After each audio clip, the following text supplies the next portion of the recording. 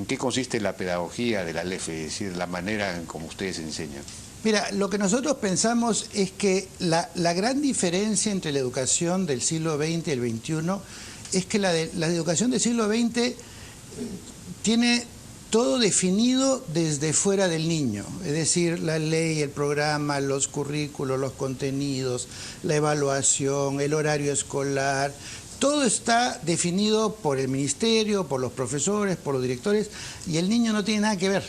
El niño es un sumiso, sometido a lo que otros han definido.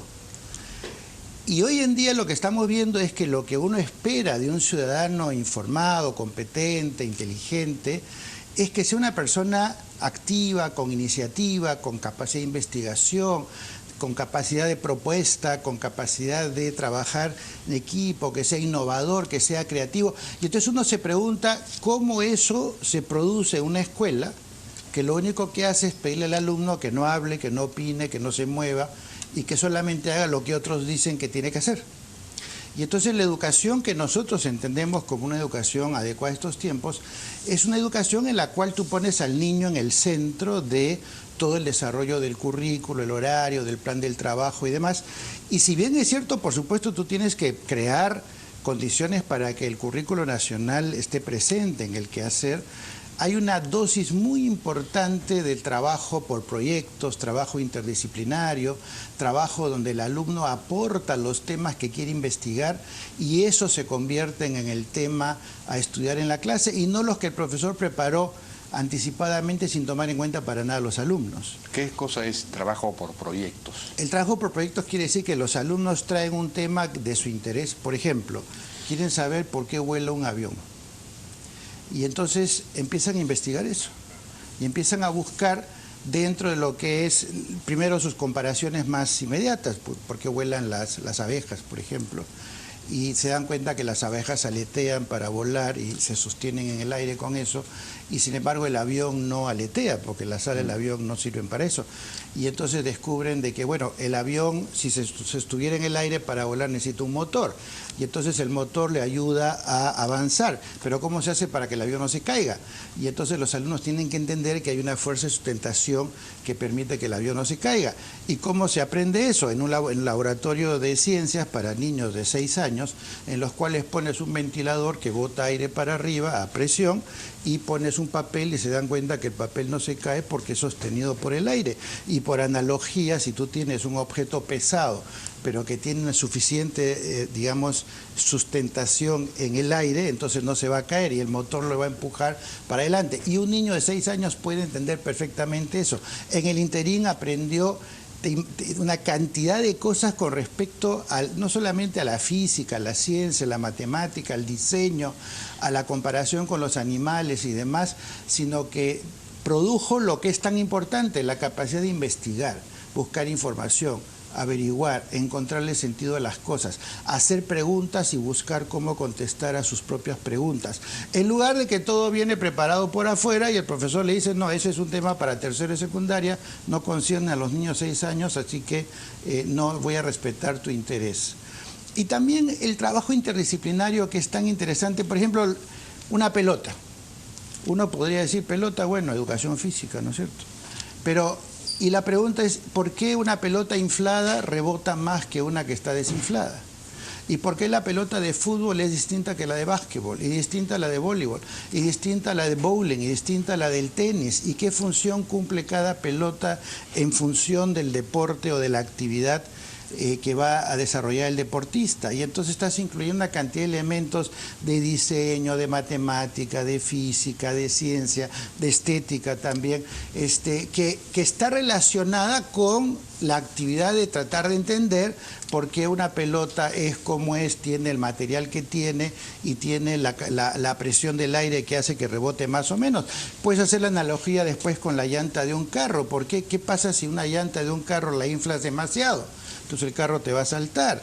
Y si la inflas muy poco, entonces se te va a gastar toda la llanta porque hay demasiada superficie que está rozando con demasiado peso. Y entonces puedes hacer una infinidad de posibilidades de investigación a partir de la pregunta ¿por qué rebota una pelota? Sin embargo, si todo viene ya cocinado, preparado desde el libro, la guía, el trabajo del profesor, obviamente el alumno pues no participa. Pero entonces las preguntas, por ejemplo, se deciden en la clase. Es decir, Claro, los claro. alumnos traen las preguntas y el Los profesor alumnos- tiene que simplemente facilitar un vehículo de investigación. Así es, pero el profesor se queda 2 horas diarias al final del día para que a partir de las cosas que salieron en el día, él se ponga a investigar y se ponga a buscar qué elementos permitirían al nivel de los niños avanzar con la investigación que quieren hacer. Y entonces el profesor es un investigador de verdad. El profesor no es un repetidor de lo que está en un libro, que está en un cuaderno. El profesor es un acompañante, un facilitador para que aquellas cosas que le generan curiosidad al alumno puedan evolucionar, desarrollarse y permitirle aprender. Porque si finalmente de lo que se trata es aprender a aprender o aprender a investigar o aprender a poner en juego tu curiosidad como fuente de aprendizaje, qué mejor que partir de aquello que traen los chicos. Pero obviamente un profesor no puede ser improvisado y por eso es que los profesores tienen que trabajar todos los días, al final del día, 1 hora y media, 2 horas, para preparar todo lo que va a seguir el día siguiente a partir de lo que salió el día anterior. Y tienen que grabar, y tienen que tener videos, y tienen que tener fotografías, y tienen que documentar, porque con ese material van a preparar las sesiones siguientes. Esa es la acción docente para estos tiempos. Buscar información, averiguar, encontrarle sentido a las cosas, hacer preguntas y buscar cómo contestar a sus propias preguntas. En lugar de que todo viene preparado por afuera y el profesor le dice, no, ese es un tema para tercero y secundaria, no concierne a los niños 6 años, así que no voy a respetar tu interés. Y también el trabajo interdisciplinario que es tan interesante, por ejemplo, una pelota. Uno podría decir pelota, bueno, educación física, ¿no es cierto? Pero y la pregunta es, ¿por qué una pelota inflada rebota más que una que está desinflada? ¿Y por qué la pelota de fútbol es distinta que la de básquetbol? Y distinta a la de voleibol, y distinta a la de bowling, y distinta a la del tenis. ¿Y qué función cumple cada pelota en función del deporte o de la actividad que va a desarrollar el deportista? Y entonces estás incluyendo una cantidad de elementos de diseño, de matemática, de física, de ciencia, de estética también, que está relacionada con la actividad de tratar de entender por qué una pelota es como es, tiene el material que tiene y tiene la presión del aire que hace que rebote más o menos. Puedes hacer la analogía después con la llanta de un carro. ¿Por qué? ¿Qué pasa si una llanta de un carro la inflas demasiado? Entonces el carro te va a saltar. Y si la inflas muy poco, entonces se te va a gastar toda la llanta porque hay demasiada superficie que está rozando con demasiado peso.